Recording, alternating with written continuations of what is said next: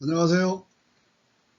지난 시간에 우리는 대한양궁협회와 대한궁도협회 연역을 통해서 국궁과 양궁이란 용어가 탄생하게 된 배경과 대한양궁협회가 창립되기까지 대한궁도협회의 역할을 알아보았습니다. 또한 양궁을 우리나라에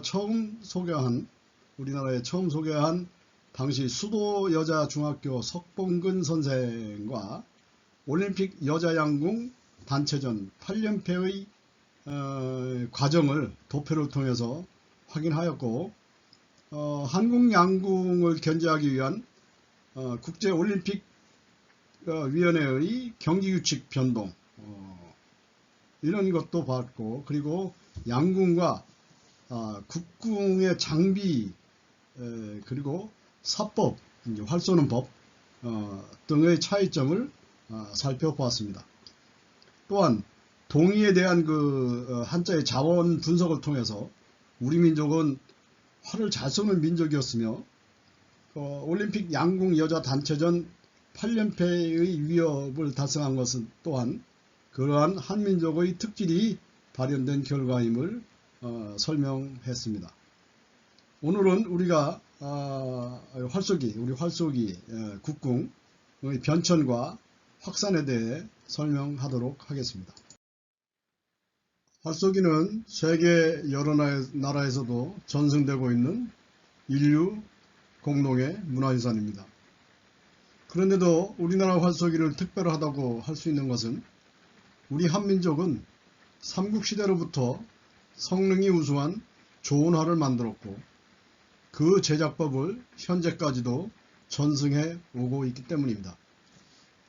지난 시간에 우리는 잠깐 알아봤지만, 우리 활 각궁은 활쏘기가 끝나고 사용을 한 후에 시위, 현을 풀어놓으면 본래의 모습으로 동그랗게 이렇게 오므라드는 그러한 복원성이 있는 활이라는 것을 우리가 알아봤습니다.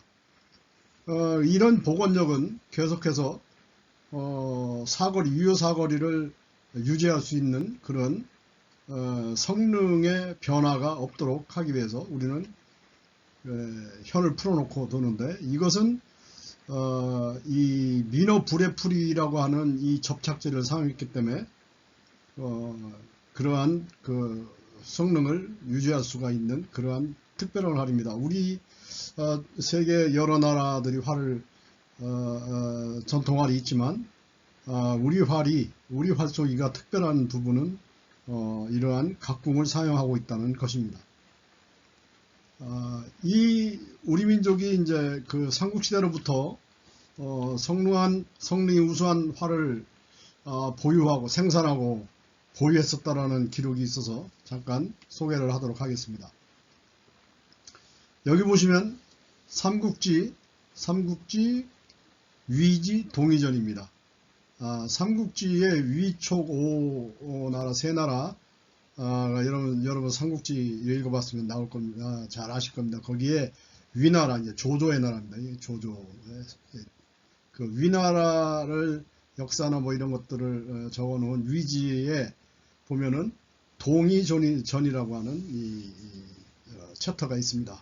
여기에 보면 고구려에 관해서 소개를 하고 있는데, 이 고구려를 설명하는 과정에서 우리 활의 모습이 나타나고 있습니다. 그래서 보면 서안평현 북쪽에 있을 유자죠. 이게 소수가 있다. 소수라고 하는 강이 있는데 남으로 흘러서 바다로 들어간다. 구려의 별종, 또 다른 종족이 이 소수에 의지해서 작국, 나라를 세웠다 때문에 그로 인해서 이름을 소수맥이라고 한다. 여기에서 출호궁, 뭐가 나오는데 하오궁, 좋은 활이 나온다. 소위 이를 맥궁이라고 하는 것이 바로 그것이다 라고 이렇게 삼국지 위지 동의전 고구려조에 기록하고 있습니다. 이 그림은 지금은 중국 영토가 돼버렸지만 고구려의 도읍으로 국내성이 있었던 400년 역사를 지났던 그 국내성이 있었던 그 요녕성 집안현의 고구려 무덤에 그려진 고구려 무사들이 사냥하는 장면을 그린 수렵도입니다. 이 무덤구는 국내성이 400년 동안 여기서 유지했기 때문에 왕족이나 왕과 친척들 신분에 따라서 높고 낮은 피라미드형 그 무덤군을 지난 시간에 우리가 살펴본 적이 있습니다. 그러면은 이제 우리는 지금 보통 그 땅을 파고 관을 땅가 2m 이상 되는 좋은 흙이 나오는 데까지 파가지고 거기에다가 이제 시신을 묻고 관을 묻고 그리고 흙을 메우고 위에다가 봉분을 쓰는 이런 형태의 장례 풍습이지만 이 고구려인들은 천손천민 의식이 대단히 강했습니다. 지난 시간에 우리가 알아봤죠. 그래서 죽어서도 최대한 하늘과 가까이 가기를 원했습니다. 그래서 돌을 쌓고 평지에다가 돌을 싸서 맨 꼭대기에 관을 모시고 그리고 그 위에 봉분을 쓰는 이런 형태의 무덤이 있었던 것이죠. 고구려의 무덤 형식은 그런 것입니다. 그래서 이렇게 이제 그 평지에다가 돌을 쌓다 보면 그 내부는 공간이 생기기 마련이죠. 그 공간에 이제 벽을 만들어서 벽에 회칠을 해서 여기다가 이렇게 그림을 그려놓은 겁니다. 적어도 1600, 700년 전, 이게 서기 300년 정도 얘기를 하고 있으니까 6, 700년 정도의 역사 시간이 흘렀음에도 이렇게 훼손은 됐지만 그때의 그림이 이렇게 남아 있는 것이죠. 여기 보면은 이 고구려 무사들이 호탕하게 사냥을 하는 호랑이를 쫓고 사슴을 쫓는 이 모습을 볼 수 있습니다. 여기 이제 이 활이 등장을 하는데 여기를 보면 잠깐 이걸 좀 자세히 볼까요? 여기 보시면 이렇게 그 활이 이렇게 디귿자로 휘어 있습니다. 활이 디귿자로 휘는 활이 세계적으로도 그렇게 많지는 않습니다. 그런데 그 휘는 중에 요 많이 휘어지는 부분을 우리가 오금이라고 하는데 오금에 보면은 이렇게 줄이 세 줄을 이렇게 가운데 줄을 이렇게 양쪽에 있고 가운데 줄을 하나 더 그어놨습니다. 마치 이것이 여기 왜 이걸 더 그려놨을까? 이 밑에도 그렇고 다른 것들도 확대를 해보면 그렇습니다. 왜 그랬을까 생각해 보면 요 매듭이 이렇게 이제 매듭 모양의 아래 위에 이런 것이 있는 게 지금 화려에서는 볼 수가 없는 것이죠. 그런데 이것과 줄을 그어놓은 것과의 연관성을 가지고 유추를 해보면 결국은 여기에 이 오금에 뿔을 댔다는 것이죠. 지금은 이제 남방의 물소뿔, 그러니까 물소뿔은 한 2m 정도씩 이렇게 큽니다.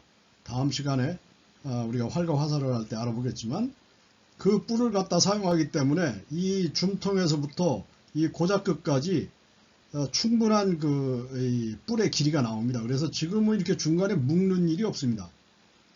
근데 이때만 해도 교역이 어려웠고 또 중국 대륙이 계속해서 전쟁 상태에 있었고 했기 때문에 교역이 안 돼서 결국은 이렇게 북방의 소나 짐승의 뿔을 여기다 댔다라고 보는 것이죠. 그러다 보니 이렇게 접착되는 부분이 끝부분은 도로 들고 일어나고 여기가 견디질 못하기 때문에 양쪽을 묶었다라고 이렇게 보는 것입니다. 그래서 이 자체도 이렇게 휘어짐이나 이렇게 안에 뿔을 댄 것 같은 아래 위를 이렇게 매듭을 지어놓은 것 같은 이런 전체적인 것을 봤을 때 이것이 맥궁이라고 하는 것인데 맥궁이 이러한 각궁과 같은 그 특성을 지닌 거 아닌가라고 유추해 봅니다.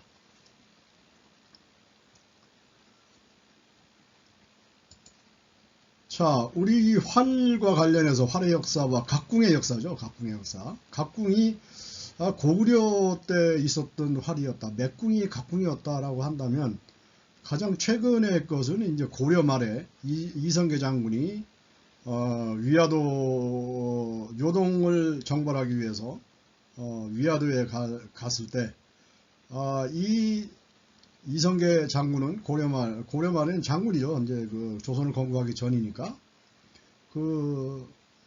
이 전쟁 자체를 반대를 했습니다. 근데 최영 장군이 해야 된다라고 해서 이제 결국은 이제 출병을 해서 위화도에 머물고 있으면서 전쟁의 불가함을 4가지 이유를 들어서 이렇게 고려 조정에 상소를 합니다. 그리고 회군을 해서 고려 조정을 점령해서 결국은 조선을 건국하게 되는 것이죠.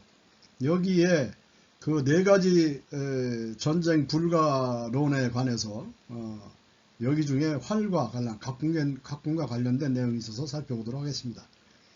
앞에서부터 좀 해석을 해보면 이소역대 일불가입니다. 그러니까 적은 것과 큰 것입니다. 그러니까 적은 것이 작은 것이 큰 것을 거스른다는 거죠. 그러니까 이제 이거는 그 고려를 작게 받고 이 중국 대륙의 이제 명나라입니다. 여기는 명나라를 크게 본 거라고 봅니다. 그래서 소국이 대국을 어떤 것들을 거스르는 것이 첫 번째 불가하며 군사적으로는 군사도 적고 한 이 적은 병력으로 큰 병력이 대군이 있는 그 중원을 이게 요동을 쳐들어간다는 것은 이 전쟁에서 이길 승산이 없으니 이게 불가다.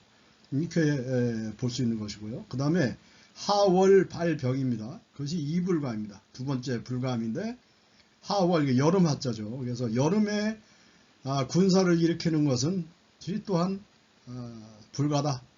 이것도 아마 그 전쟁의 주요 도구가 활이었던 이 고려군으로서는 이 여름에 전쟁을 하는 것이 불리했을 거라고 봅니다. 그 다음에 거국, 원정, 외승, 기허가 세 번째 불가함입니다. 3불가. 거국적으로, 그러니까 나라 전체가 온통 이 원정길을 떠나고 나면 그 다음에 외적이 일본 외적이 그 틈을, 기허입니다. 그 틈을 노려서 기승을 부리고 노략질을 일삼을 테니 이 또한 전쟁의 불가함이다. 세 번째 불가함을 이렇게 주장을 했습니다. 네 번째 불가함, 4불가에서는 시방, 서우, 노궁, 해교입니다. 대군, 진력. 그러니까 시방은 지금입니다. 지금 이 더위 서자고 비우자인데 더위와 비가 이게 장마라서 노와 궁이, 노는 뭡니까? 여러분들이 이렇게 석궁이라고 하면 이해가 빠를지 모르겠습니다. 우리는 걸장노라고 하는 그런 이 석궁과 같은 그런 노가 있었습니다. 그래서 이 노도 역시 이 접착제, 이게 악교, 이거 어교죠, 어교. 이걸로 이제 접착을 해놨기 때문에 이 온도에 따라서는 결국은 이 활의 성능을 제대로 못 내기 때문에 안 되고, 활도 역시 마찬가지고요. 그래서 해교가 이 현재의 각궁하고 같다라고 하는 부분의 이 포인트입니다. 그러니까 풀어진다, 늘어진다, 뭐 이런 거죠. 풀이 늘어져서 접착제가 늘어져서 노와 궁이 제대로 성능을 발휘하지 못하니 이 전쟁을 할 수 없다. 그리고 대군 병사들이, 우리 병사들이 진력 유행병이 들어와서 이 위화도의 그 장마철에 축축한 데 야영을 하다 보니 유행병이 들어왔던 모양입니다. 그래서 이게 대군이 병을 앓고 있고, 그리고 노와 궁이 이게 더위와 온도 때문에, 습도 때문에 활이 늘어져서 전쟁을 할 수 없으니 이 또한 우리가 위화도에서 회군할 수밖에 없는 이유다라고 해서 이 위화도 회군의 사불가 내용 중에 활과 우리 각군과 관련된 내용이 있어서 소개를 했습니다. 자, 이와 같이 이제 우리 민족은 활을 좋은 활도 있었고 또 그것이 전쟁의 주요 도구였고 이랬습니다. 그래서 조선의 궁술에 보면 또 이러한 내용이 있습니다. 일찍이 조선의 궁시 발달은 여러 나라를 압도하였으니 이는 궁시는 이제 활과 화살이죠. 궁시의 우수함은 물론이요. 물론이거니와 궁술에, 활쏘는 기술이죠. 그러한 것에는 독특한 묘기가 있었기 때문이다. 활쏘는 기술에 묘기가 있었다는 것이죠. 철전, 이게 쇠화살입니다. 철전의 묘법, 묘한 그 법이, 쏘는 법이 있었고, 편전, 이게 조각편자거든요. 그래서 보통 화살이 80cm가 좀 넘습니다. 그런데 조선시대 묵과에서 사용했던 이 애기살 편전은 24cm입니다. 그렇다고 치면은 뭐 거의 4분의 1 정도, 절반도 보다 더 작은 그래 화살이죠. 그래서 이걸 애기살이라고 하는데, 그래서 이건 그냥 발시를 못하고 쏘지를 못하고 통화라고 하는 그 통에 넣어서 이게 활을 쏘게 됩니다. 여러분들과 대면 수업을 하게 되면 이 편전 쏘는 것을 보여주기도 하고 여러분들도 직접 한번 쏴볼 텐데 참 아쉬움이 있습니다. 그 편전의 이게 기이할 기자거든요. 그래서 기술이 있다, 기이한 기술이 있다. 그거 어떻게 설명할 수 없는 그 묘한 것이 있다. 그리고 유엽전, 유엽전 게 버들유자고 임엽자입니다. 그래서 버들잎 같은 버들잎을 닮은 화살입니다. 버들잎을 보면은 끝이 굉장히 예리하고 뾰족합니다. 그래서 예전에 이제 전쟁용으로는 이게 그랬지만 지금은 이제 전쟁용이 아니기 때문에 여기를 이제 뭉툭하게 해서 관역이 꽂히는 게 아니라 관역을 막고 튀어나오게 돼 그런 화살이 되어 있습니다. 그러나 그 촉을 다시 옛날로 바꾸면 이게 이제 곧 유엽전입니다. 지금 쓰는 화살이. 그래서 그거에 이게 신 할 때인데 우리 귀신신, 그 신기가 있었다. 신스러운 기술이 있었다. 그런 것이 각각 있었다 함이 이를 이루는 것이다. 이를이라는 것은 궁시의 발달로 해서 여러 나라를 압도했다라고 하는 것이죠. 이 정도로 우리 민족은 예전에 이 활과 활쏘기를 가지고 이 여러 나라를 압도했었다는 그것을 이제 이렇게 조선의 공술에서 소개를 하고 있는 것입니다.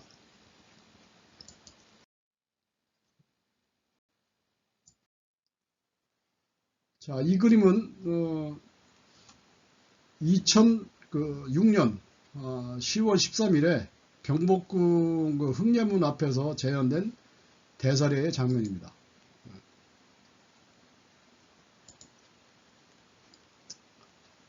사로서의 활쏘기는 이와 같이 조선시대 선비들이 갖춰야 할 그 예악사어서수, 그러니까 예와 예절, 예의, 도덕, 그리고 악은 뭐 여기 이제 노래라고 노래악자이긴 하지만 이런 그 예술이나 이런 게 인문학적인 소질 이런 것들도 이제 선비가 갖춰야 되고, 그래서 풍류가 있어야 되는 거죠. 이제 조선시대 그 선비들은 풍류를 할 줄 알아야 됩니다. 시조도 읊어야 되고 뭐 하는 이런 그 다음에 사는 솔사입니다. 활쏘기와 이건 말타로 어짜입니다. 그래서 활쏘기와 말타기, 그리고 글을 읽어야 됩니다. 글을 읽어야 되는데 이제 뭐 공자, 맹자, 논어맹자, 뭐 대학, 중용 같은 그 사서, 오경, 무경, 질서, 뭐 이러한 그 글을 읽는 이런 것들, 경전을 읽는 그 글을 읽어야 하고, 그 다음에는 수는 게 숫자입니다. 그래서 조선시대 선비는 나라를 경영해야 되기 때문에 숫자에도 밝아야 된다. 결국은 경제를 알아야 된다. 라고 하는 것이죠. 그래서 6가지를 이렇게 배우도록 이렇게 6가지 육녀로 정하고 있습니다.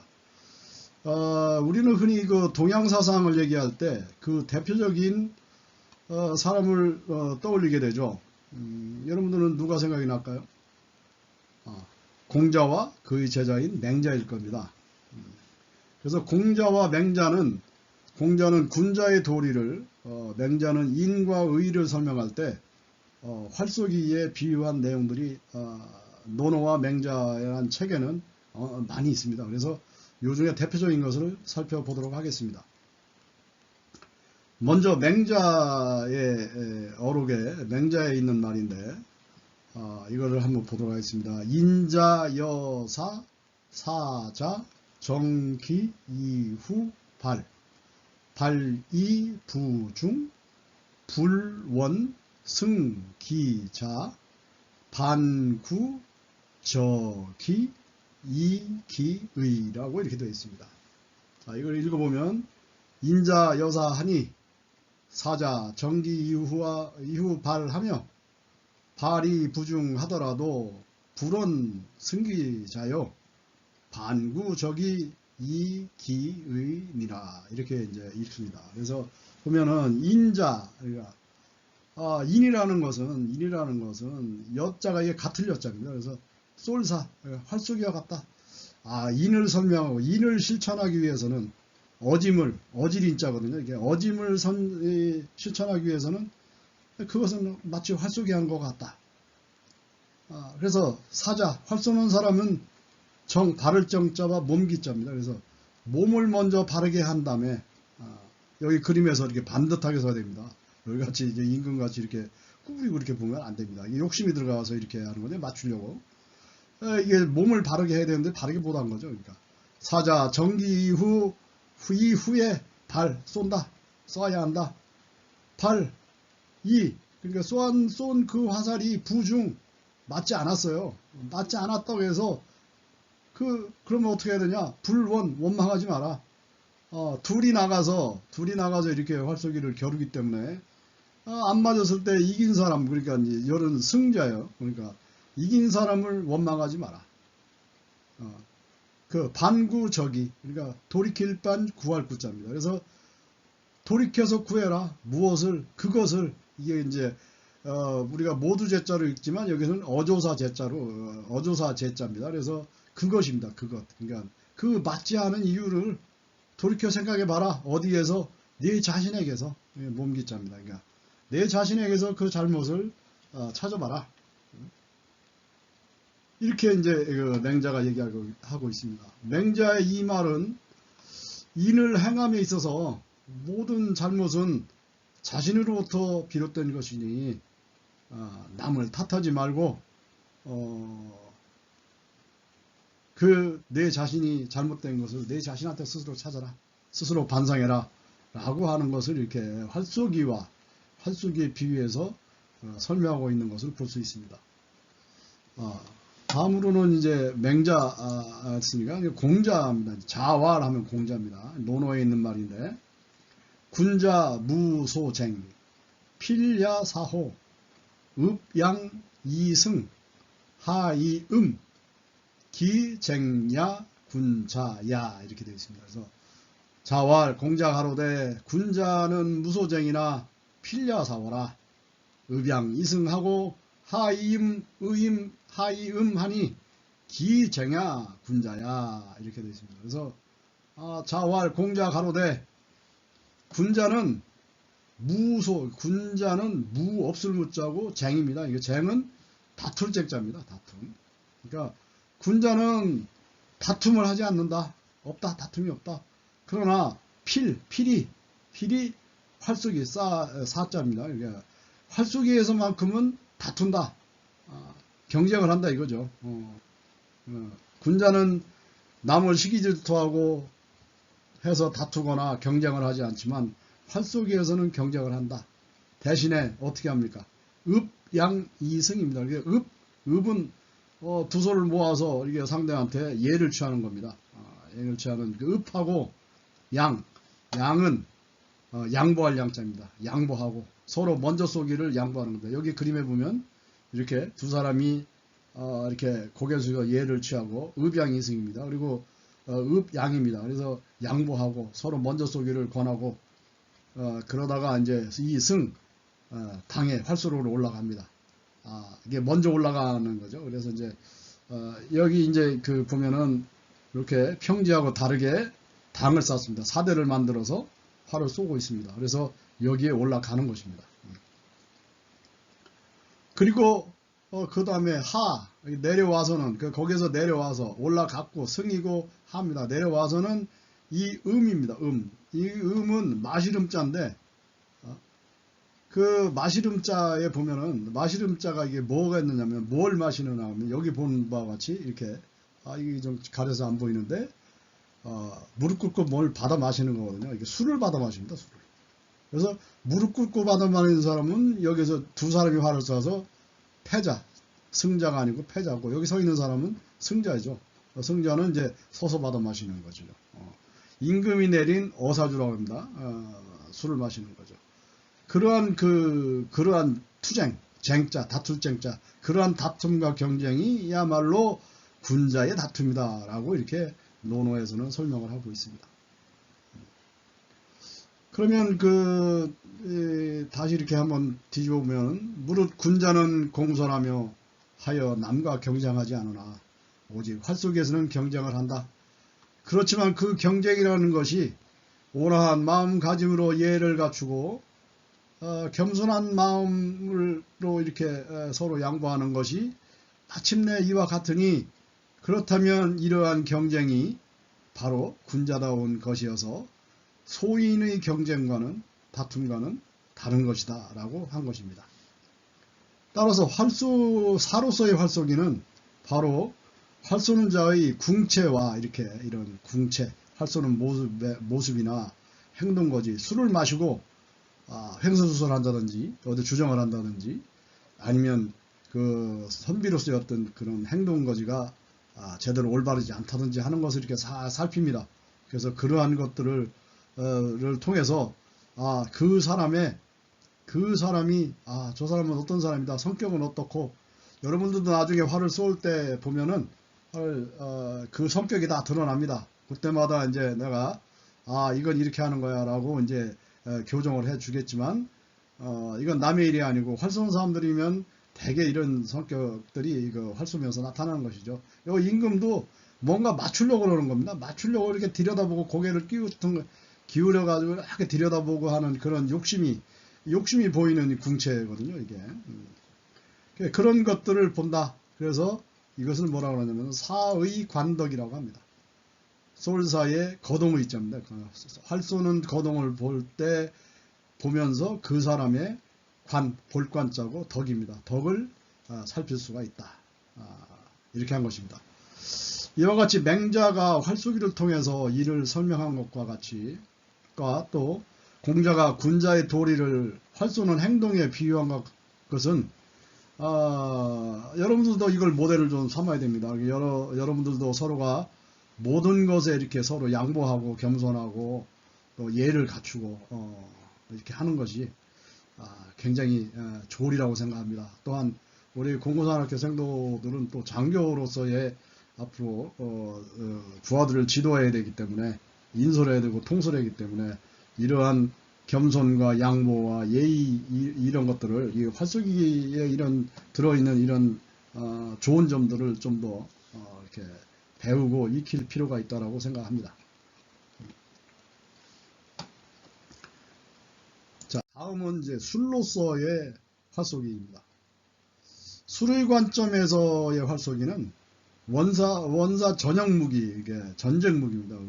원사는 이제 멀 원자죠. 그래서 화살에 활을 쏘는 그 본래의 전쟁에서 목적은 최대한 멀리 보내는 겁니다. 정확히 맞추는 것도 중요하지만 최대한 멀리 보내서 이 성 안이고 성 바깥이라고 했을 때, 성 밖에서 적들이 몰려올 때 이 성 안에서 최대한 화살을 멀리 쏘면은 그 화살이 떨어지는 그 안쪽에는 적들이 들어올 수가 없는 것이죠. 화살을 맞기 때문에.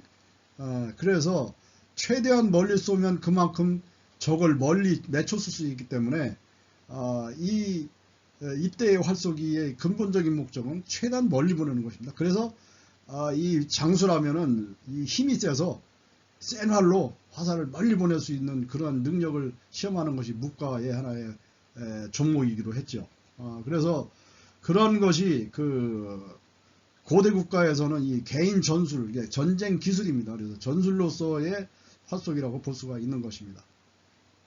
자, 이 그림은 조선시대 문과시험에서 기추 과목입니다.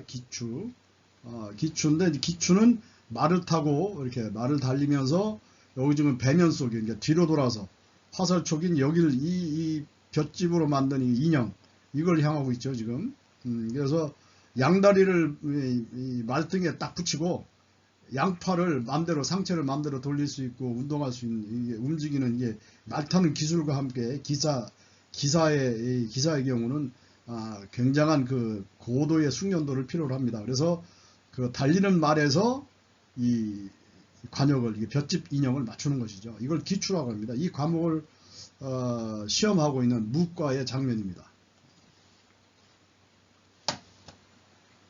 그러니까 이 또한 그 개인 전술로 전술이었던 것이죠.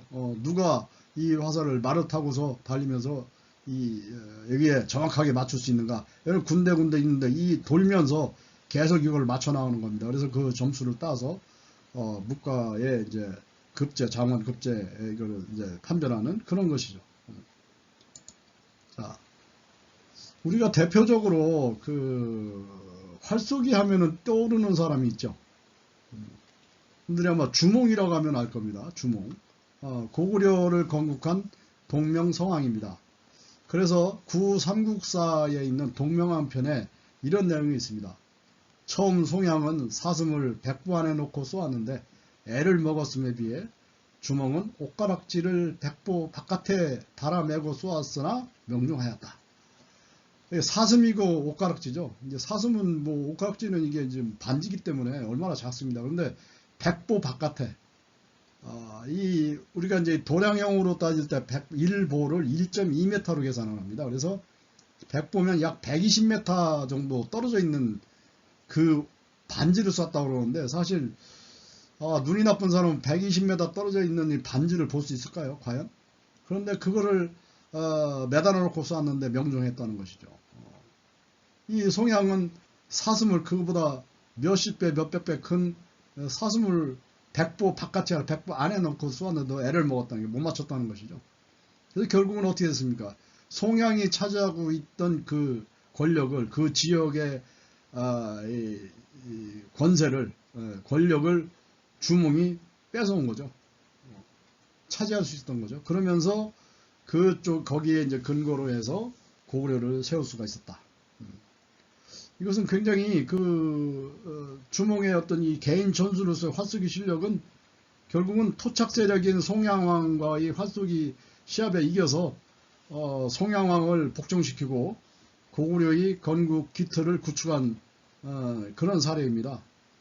그러니 이 활쏘기가 얼마나 중요했겠는가 라고 하는 것이죠. 개인 전술로서. 또 하나의 사례가 있습니다. 이것은 이제 조선을 건국한 태조 이성계에 관한 태조 총서에 있는 내용인데 고려의 장수로서 요동 정벌에 나섭니다. 요동을 정벌하겠다. 이게 원나라, 몽고가 세운 원나라가 이제 명으로 이제 바뀌는 명나라, 주원장이 세운 명나라한테 이제 쫓겨서 나가는 그런 이제 교체 시기에 우리가 고구려의 옛 땅을 찾아야 된다라고 해서 국민왕이 요동 정벌을 명령을 내립니다. 그래서 당시에 고려 장군이었던 이성계가 이게 출병을 하는데 이 활쏘기에 대한 무용담이 상당히 많이 있습니다. 그래서 그 중에 하나입니다. 그래서 그 내용을 보면 태조가 대우전으로 적을 쏘아서 17발을 모두 맞춰 죽이고 이에 군사를 놓아 추격하여 드디어 이를 크게 물리쳤다. 이 싸움에서 태조는 대우전 20발, 그러니까 20발 중에 17발을 쐈으니까 3발이 남았죠.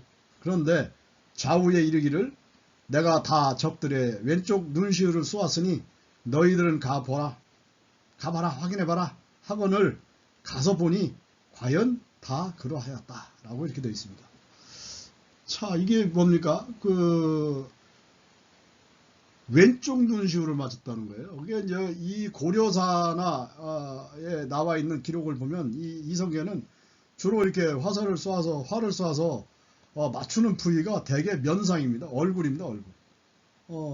몸에 맞는 것보다 옆에 있는 사람이 얼굴에 막 화살을 맞았을 경우에 그 두려움이라는 거는 엄청난 것이죠. 그래서 그 요동을 점령할 때 오녀산성이라고 있는데 고구려가 처음 도읍을 정했던 그 오녀산성의 아주 그 통로가 비좁아서 도저히 난공불락의 요새입니다. 그 바위산인데, 근데 여기에 이제 바깥에서 바깥으로 보이는 그 원효산성 위에 있는 적을 보일 때마다 이 이성계 장군이 화살을 쏴서 편전을 쏴가지고 하나씩 맞춥니다. 얼굴을 맞추게 됩니다. 그래서 나중에 그 위에 놀라가지고 다 도망 나와서 그 성을 점령하게 됐다라는 이런 내용도 있습니다.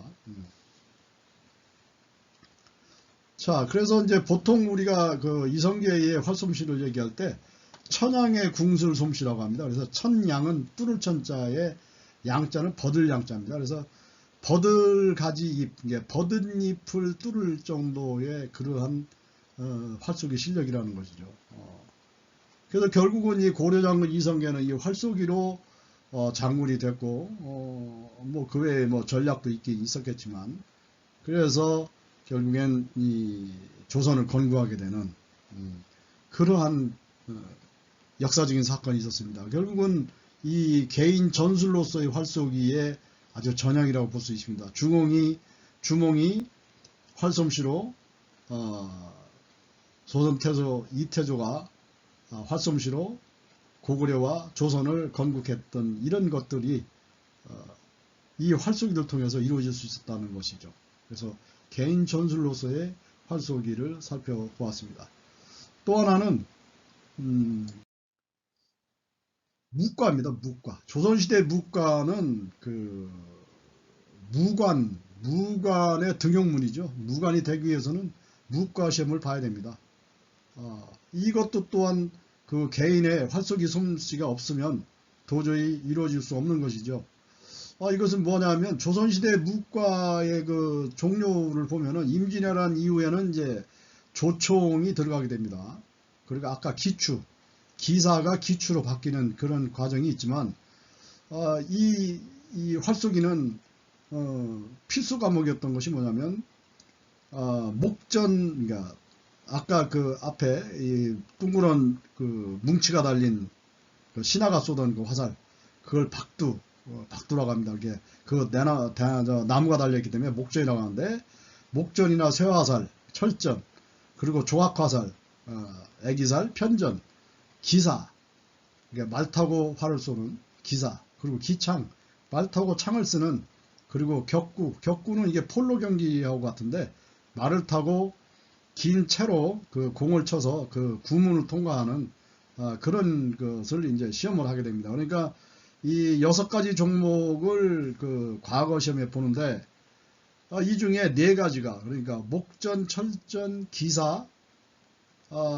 그리고 편전, 이것이 모두 활쏘기와 관련된 것이죠. 그래서 기본적으로 이거를 하지 못하면 무관이 될 수가 없었던 것입니다. 자, 이 그림은 1702년 제주 목사 겸 병마수군 절도사로 부임한 이영상 목사. 여기 보니까 이렇게 좀 큼직하게 몸집을 그려놓은 거 보니까 이게 이제 미영상 목사 같습니다. 제주에 있는 관덕정입니다. 그래서 여기에서 이 많은 사람들이 이렇게 활을 메고 있습니다. 그래서 그 제주를 방어하고 있는 그 각 진의 대표 선수들, 그러니까 활을 잘 쏘는 각 진의 병사들을 모아서 이렇게 활쏘기 시합을 하고 있는 그런 광경입니다. 여기에서도 보면은 결국엔 그 조선시대 주요 병기가 이 활쏘기였고 활과 화살이었다라고 볼 수 있는 것이죠. 그래서 이런 것들을 통해서 이 개인 전술로서의 활쏘기를 한번 살펴보았습니다. 그런데 이제 1894년 고종 31년에 그 7월부터 1896년 2월까지 추진되었던 그 개혁운동의 그 가부경장에 의해서 조선시대 묵과는 폐기가 됩니다. 그래서 과거 제도가 없어지다 보니까 과거를 준비하던 젊은 청년들이 활퇴에서 사라졌고, 또 관선사정이나 관에서 묵과를 치렀던 그 활터들도 없어지고, 활터에 사람이 줄어들으니까 사설사정도 없어지고, 그래서 결국은 활쏘기는 단절의 위기를 맞게 됩니다. 특히 이제 가부경장 이후에 서양체육이 도입이 됩니다. 그래서 사람들의 관심은 활쏘기보다는 서양 체국의 이게 취미가 그쪽으로 옮겨가게 되고, 그러다 보니 활 쏘는 사람들도 적어지고, 일부의 유한계급, 그러니까 뭐 일부의 사람들만 활쏘기를 즐기는 그런 형태가 돼버리고 말았습니다. 그런 과정을 겪는 과정에서 성문형이라는 이분은 이제 조선궁술연구회를 결성을 해서 조선의 궁술이라고 하는 그 책을 발간한 그게 이제 서울 황학정 소속의 이 성문형 이분이 조선일보 기사에 이제 이 사진은 조선일보 기사입니다. 그래서 1938년 이 1월 3일자 조선일보 기사에 조선궁술연구회의 회장이었던 성문형이 인터뷰한 내용을 이렇게 담고 있습니다. 이 제목을 보면 조선의 묵은 향기라고 되어 있죠. 한 것에서 활쏘기의 부흥을 예고한 것으로 이렇게 볼 수도 있습니다.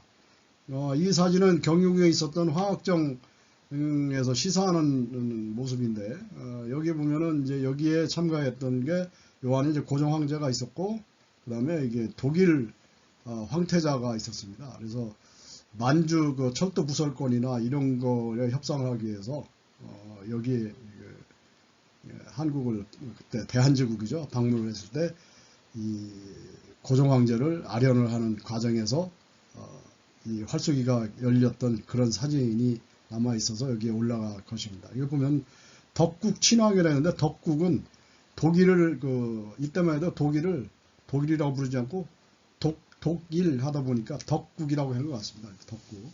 그래서 6궁수 6명의 궁수의 백발백중에 쏘는 대로 맞으는 백발백중에 덕국의 친왕이 경탄을 했다라고 이렇게 되어 있습니다. 그래서 여기 보면은 또 이게 작은 글씨지만 39년 전이라고 이렇게 나옵니다. 그래서 이게 1938년도 기사인데 39년이면 1899년. 그래서 황학정이 경유궁 터안에 만들어진 시기를 1899년으로 지금 얘기를 하고 있습니다. 그래서 이 기사 내용을 보면 이런 게 있습니다. 독일 황태자가 대한제국의 고종 황제를 안행할 때 조선 무예를 보고 싶다고 이렇게 청을 하였답니다. 그래서 고종 황제가 우리는 이 활쏘기를 보여줄 수 있다. 그래서 황성에 6궁수를 불렀는데, 이 황성이라고 하는 것은 이 지금 서울이 조선시대에는 뭐라고 불렀죠?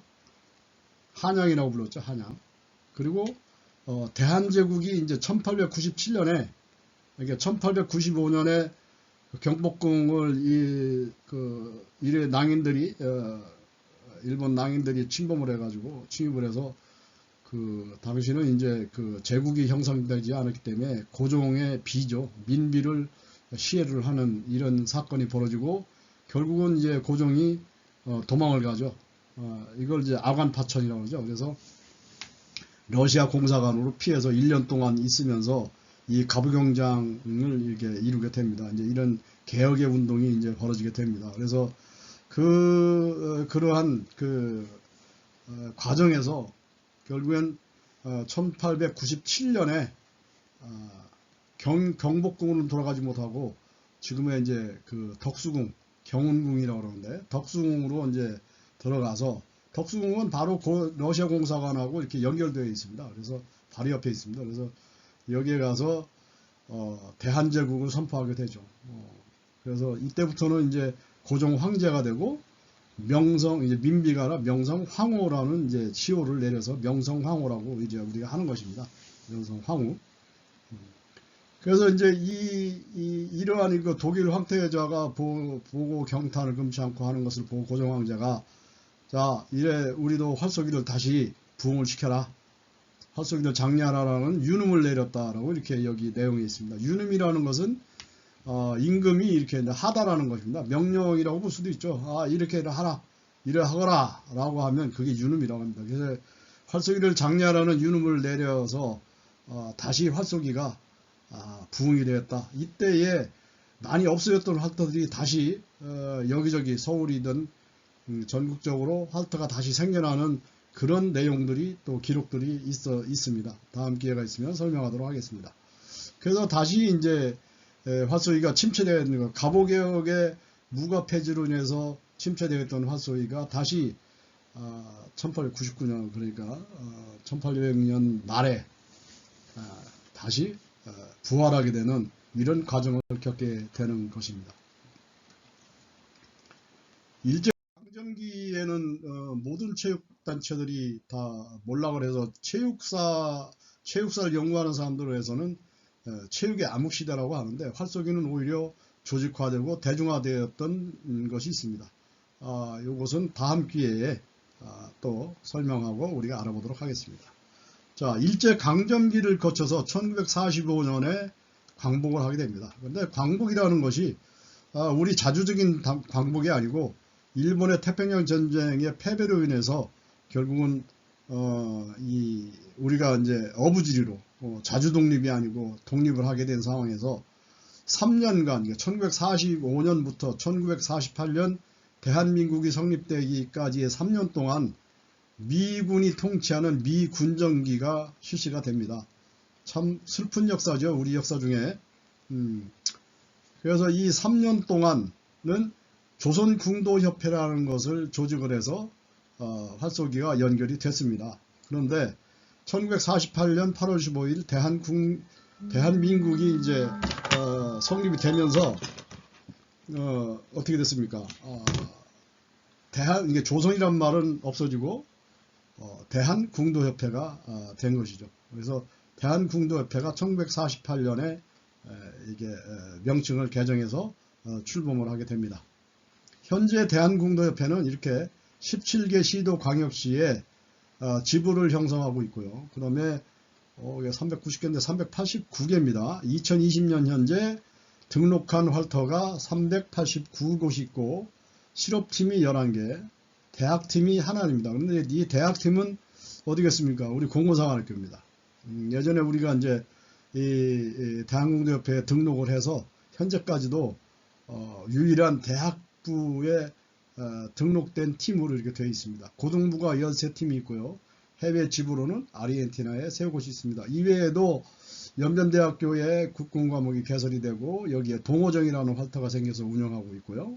그 다음에 미주 지역, 미국 내에도 활쏘는 사람들이 건너가서 여러 이제 활쏘기 우리 국군 활동, 우리 활쏘기 활동들을 단체로 이렇게 하고 있습니다.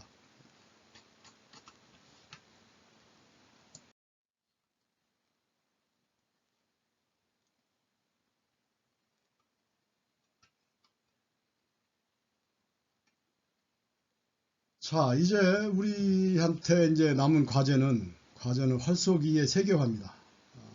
그래서 2020년 7월 30일 문화재청은 활쏘기를 국가무형문화재 제142호로 이렇게 지정을 했습니다. 그래서 이제 또 이걸 세계화하기 위해서는 유네스코 인류문화유산, 세계 인류 무형문화유산에 등재하는 것이 이제 남은 과제라고 할 수 있죠. 여기에서 이제 국가무형문화재 142호 활쏘기가 지정되는 과정에서 제가 좀 관여를 했습니다. 2019년도 6월부터 12월까지 6개월간 문화재청에서 그때는 이제 활쏘기가 아니고 국궁입니다. 국궁의 국가무형문화재 지정을 위한 가치조사라고 하는 그런 용역을 발주를 해서 제가 이제 단독 연구로 6개월 동안 이제 이 연구를 해서 결과 보고서를 이제 지정 보고서를 냈죠. 이때 명칭을 어떻게 해야 되느냐 하는 많은 고민을 하고 여러 사람들의 의견을 물어서 결국은 활쏘기라고 했고 우리 말인 활쏘기로 했고 그 다음에 영문 이니셜도 이렇게 발음대로 활쏘기 그대로 발음대로 이렇게 쓰기로 제안을 해서 이게 받아들여져서 현재 이렇게 지정이 되는 이 과정이 있었습니다. 자, 결국은 이제 우리가 이 유네스코 인류 무형문화유산 등재를 해야 되는데 과연 그럼 어떻게 해야 되느냐?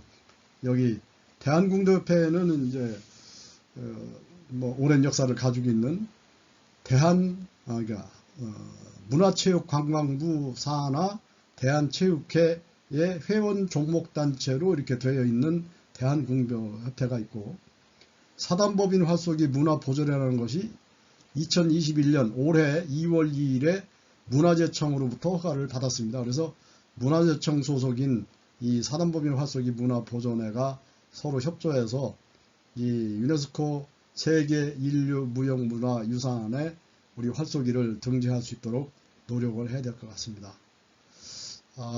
오늘 이제 이 강의 중에 이 내용 중에 한자가 유난히 많아서 여러분들이 아마 상당히 힘들었고 했을 수도 있습니다. 그런데 여기 이제 한자를 쓸 수밖에 없는 것이 할태에 가면은 한자투성입니다. 여기저기 한자로 써 있는 것들이 많이 있습니다. 이것은 조선시대 성리학을 공부한 선비들이 주로 활을 쏘고 이들이 모였던 생활했던 곳이기 때문에 그 성리학을 바탕으로 한 그러한 예의 범절, 예의 도덕, 뭐 이런 또 뭐는 하면 안 되고 이건 하지 마라라고 하는 사풍 이런 것들이 이제 그대로 우리가 전성을 받아서 지켜오고 있기 때문에 그렇기도 합니다. 그래서 그렇지만 한편으로 이렇게 생각을 봐야 될 겁니다. 여러분들은 공군의 간성으로서 우리의 영공을 지키는 것도 그러한 역할을 앞으로 해 나갈 것입니다. 따라서 그러나 여기 전공에 따라서는 이 정치경제 쪽으로도 관심이 있는 생도들이 있다고 보는데 우리가 동북아 정세를 또 군사학적으로도 이렇게 간과할 수가 없는 것이 중국이라는 존재가 막강해지고 일본이라는 그 옆에 그 사이에 우리가 끼어 있는 그러니까 중간에 있는 그러니까 이거를 잘 활용을 하면은 여기서 많은 어떤 동력을 창출해낼 수도 있겠지만 그런 것들을 어떻게 해 나갈 것인가 이것이 또 여러분들의 앞으로의 몫이라고 할 수 있습니다. 그래서 그렇다고 한다면 한자 문화권 내에 있는 그러니까 우리를 비롯해서 일본, 대만, 중국 한자 문화권에 있는 이 우리로서는 이 한자를 도외해서는 안 됩니다. 그래서 좀 더 앞으로 시간 나는 대로 한자 공부를 좀 하고 중국어도 좀 배우고 이렇게 해야 될 거라고 봅니다. 자, 여러 가지 길게 설명을 했지만 이것보다 더 많이 우리 활쏘기의 변천에 관해서는 많은 내용들이 있습니다. 중간중간에 빠진 것들은 앞으로 기회가 있으면 보충을 해서 여러분들한테 다시 설명을 하도록 하겠습니다. 다음 시간에는 여러분들이 이제 직접 활을 쏴야 되니까 활과 화살, 우리의 활과 화살에 관해서 공부를 하도록 하겠습니다. 그런데 이제 들으니 다음 주부터 특별 휴가가 실시가 된다고 해서 여러분들이 그동안에 참 코로나로 이게 답답했었는데 모처럼 즐거운 시간을 가질 수 있게 되었다는 것에 대해서 참으로 기쁘게 생각합니다. 좋은 휴가, 특별 휴가 잘 보내고 건강한 모습으로 다시 만나기를 다음 주 5월 달에 만나길 기약하면서 오늘 강의는 모두 마치도록 하겠습니다. 수고하셨습니다.